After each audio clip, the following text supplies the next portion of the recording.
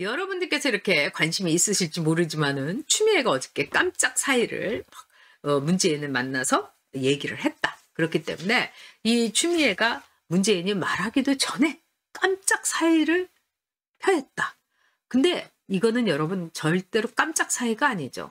우리가 계속 얘기했잖아요. 응? 아주 번개같이 추미애가 그 정직 2개월, 정직 2개월도 웃기는 거죠. 정직 2개월을 문재인이 재가를 할 것이다. 진짜 번개같이 번개불에 콩 볶아 먹듯이 재가를 했어요. 그러면서 추미애하고 1시간 10분을 만났다는 거예요. 그래서 그 자리에서 추미애가 이제 그만두겠다고 사의를 표명했다는 거예요.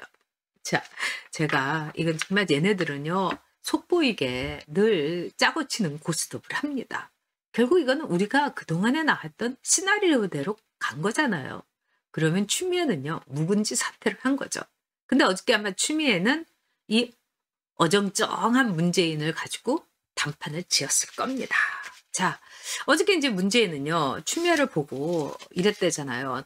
너무 엄청난 일을 해줬다. 그리고 이 진짜 이 나라를 위해서 추미애가 검찰 개혁에 위해서 아주 대단한 일을 했다. 이러면서 추미애에 대해서 아주 칭찬을 했대요. 그러면서 뭐라고 했냐?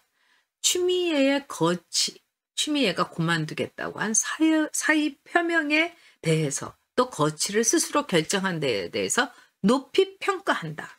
그리고 심각하게 고려해서 말하자면 수리 여부를 판단하겠다. 이건 진짜 외교적인 말이죠. 추미애 그만둬야지. 그리고 네 체면 살려주면서 내년 초에 공수처 출범하자마자 사표 처리한다. 이게 이제 문재인의 얘기인 거예요. 왜? 문재인은 이제 희생양이 필요한 거죠. 코로나에 이 재물은 없지만은 이 검찰 개혁이 윤석열 자르기에 불과했다는 거 얼마나 추레하고 치졸하고 초라한지 여기에 대해서 희생양을 추미애로 삼아야 되는 거죠. 그래서 이 대깨문들이라든가 민주당에서는 일찌감치 추미애 잘라야 된다. 이렇게 나온 거죠. 그래서 문재인이 추미애를 보고 이렇게 보면서 쩝쩝쩝 고생했고 그러는데 이러니까 이제 추미애가 그 속을 알아차리고 그럼 제가 사임한다고 얘기하는 걸로 하겠습니다. 뭐 이러니까 문재인이가 땡큐 땡큐 이렇게 된 게 1시간 10분이었을 겁니다. 자, 그러면은요. 추미애의 앞길은 뭘까? 여러분 궁금하진 않으시겠지만 그래도 우리가 알아둬야 되니까요. 자, 총리, 대권. 그런데 저는 서울시장 후보로 추미애가 나갈 가능성이 크다고 봅니다. 총리, 추미애 힘들어요. 왜?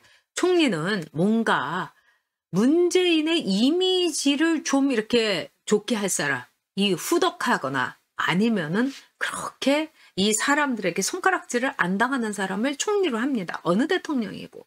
뭔가 내 이미지에 플러스 될 사람. 대독 총리. 거기다가 총리는 문재인 옆에서 너무나 빛이 세도 안 되는 거예요.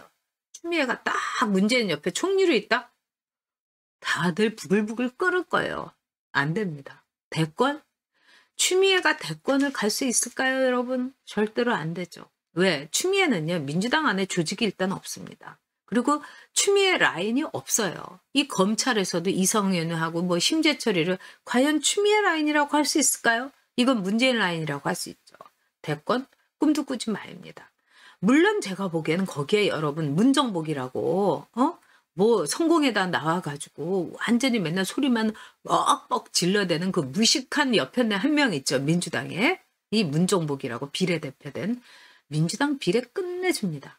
이 여자는 지금 추미애 대권에 줄 서죠. 근데 문정복이는 옆에 없는 게 추미애에게 도움이 되겠죠.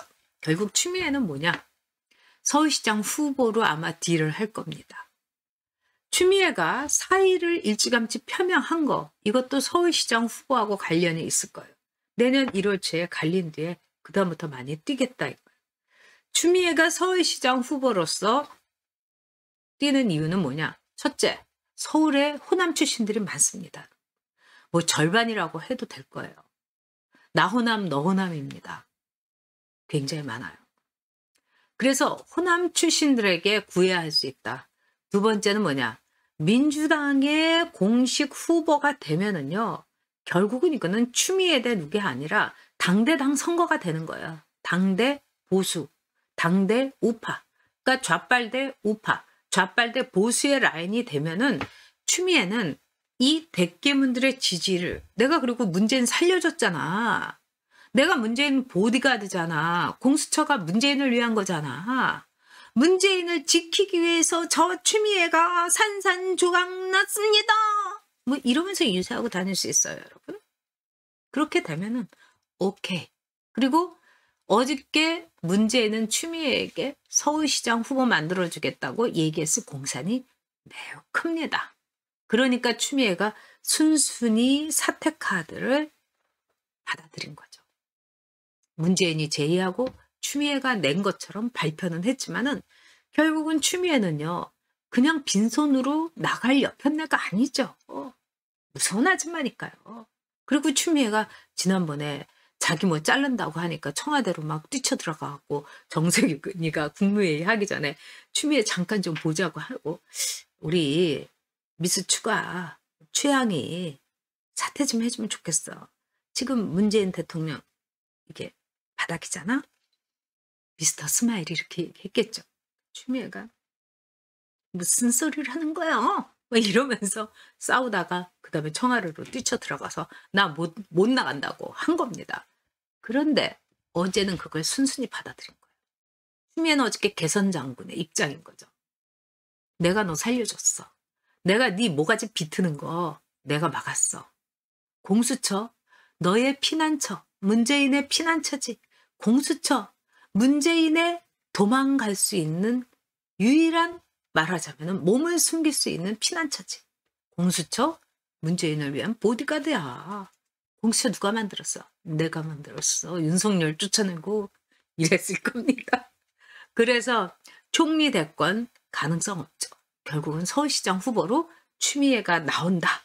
저는 이제 이렇게 어저께 분석을 끝냈습니다.